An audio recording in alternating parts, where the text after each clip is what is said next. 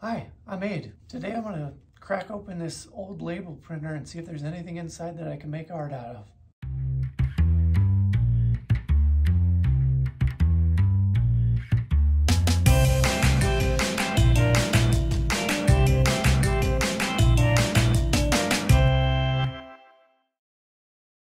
I was just experimenting here and I thought I'd make a quick video because a lot of my creative process comes from taking things apart. I don't have a well-defined plan. It springs out of ideas that happen as I discover them. And I have a feeling that there might be some ideas trapped in this label printer. How do these label printers work? I think it's a thermal printing process, which means I might be able to use the refillable cartridges. In case you've never seen a label printer, it's a little keyboard, and once you turn it on, you can make labels. So if I create a little label that says, Aid was here, exclamation point, and then I hit print, it prints on this little ribbon off to the side.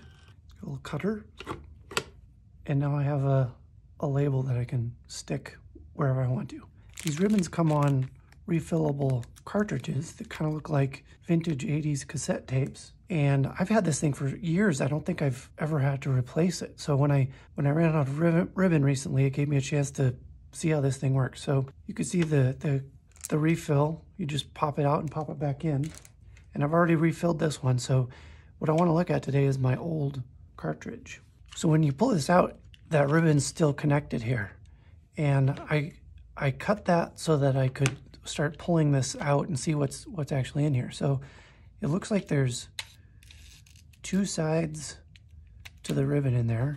There's the white backing paper, and then this other side looks like maybe it's on a gear that can only turn one way. And on that, it looks like there's a black, maybe ink ribbon, and then a clear plastic side. I think I want to see what's inside here. So how do we open this up? There are no screws apparent, but there are a couple of hinges here. So it looks like maybe it clicks shut. So there probably exists a tool in the world that would make that easy to open. I'm not real concerned about preserving this, so I might just brute force open this up and see what happens. Yeah, so I'm gonna try to bend those little levers back and see if this thing loosens up. That gave me one side. Let's try the other. It looks like maybe this tape in the middle's holding it in. And at some point, you just give up on being too perfect about it. And I'm just gonna start yanking on this.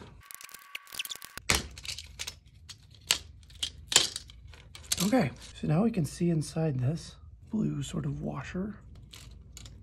We've got this paper roll. We've got 4 layers in play here. We've got the backing paper that's removed before you apply the sticker. And so this is actually is that a double-sided tape? That double side, that sticky part connects to the clear plastic side. So let's look at this second one. So this is the black ribbon that transfers the text. So that is next up. And then on top of that is the clear plastic. So that clear plastic sits on top to protect the text, I suppose.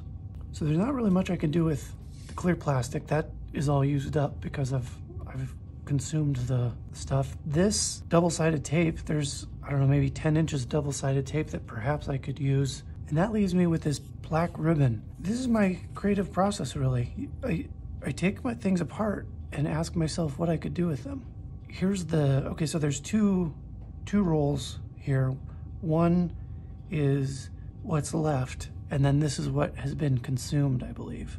So this one's probably longer than that one. Let's actually test that theory and see how much extra they gave us. Yeah, okay, so about 18 inches of extra. And now this, okay, here we go. You can see the text that's been printed on here. So this is the negative of everything I ever printed on that label. Let's do some tests here. I'm gonna cut that ribbon off. So just got a white piece of postcard here. And I wanna see if I can transfer this ink off of that ribbon onto the paper. So let's first just try pressure. Just a pencil. does it transfer? Let's flip it to the other side. All right, so a little bit transferred, but it didn't transfer like carbon paper. All right, my theory is that it's thermal. If it's thermal, I should be able to apply heat. So I've got my iron here. I'm gonna turn it on, and while that's heating up, let's try some chemicals. So let's first try some handy dandy hand sanitizer. I'll just squirt it all the way across here and make a mess. See if we can get any to transfer. Nothing.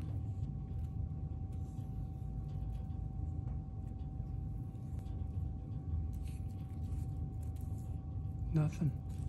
Okay, so it's resistant to hand sanitizer, which means it's probably going to be resistant to alcohol, but I'm going to try Everclear alcohol anyway. So nothing has happened through pressure or through chemicals, at least the chemicals we tried. So next up is heat, and I've got my iron set to 110, so it's 107 now. Let's see what happens, and I'll try to be a little careful here, a little precise. I'm just going to touch it with the tip to see if any ink transfers.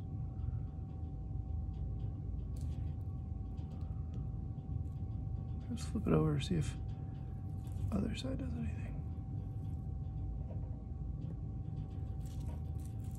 Oh, and there we're starting to get something.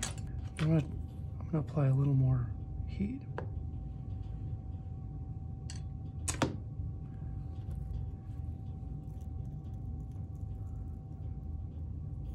There we go.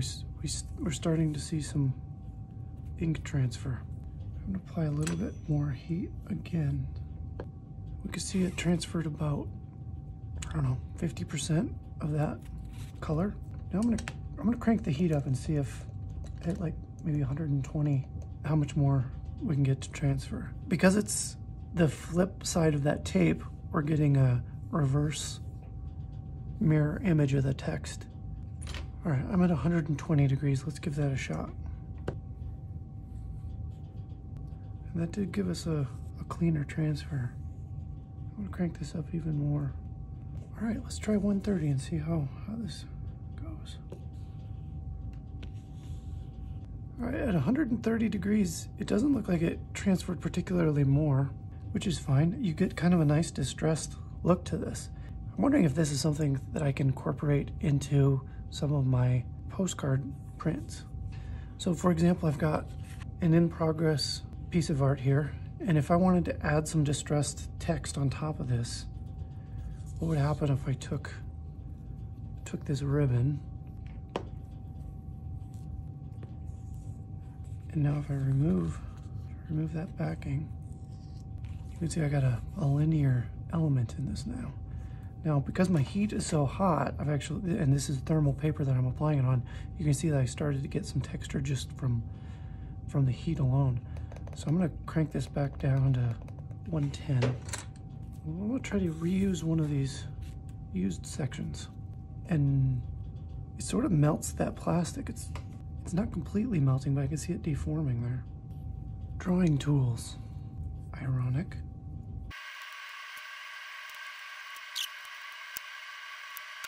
I'm gonna try this clean part of the ribbon, see if I can get sort of an edge, like a distressed edge on this. And my heat is 125. There we go.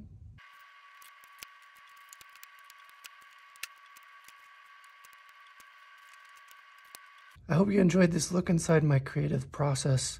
You can see that it's not about coming in with a plan. And a lot of my best ideas have come not because I'm a genius or I have great insight. It's really just being curious, asking myself, what could I do with that? And sometimes the results are great. Other times they're dead ends. But that's part of the fun too, because you never know where inspiration is going to come from. Thanks for watching. See you next time.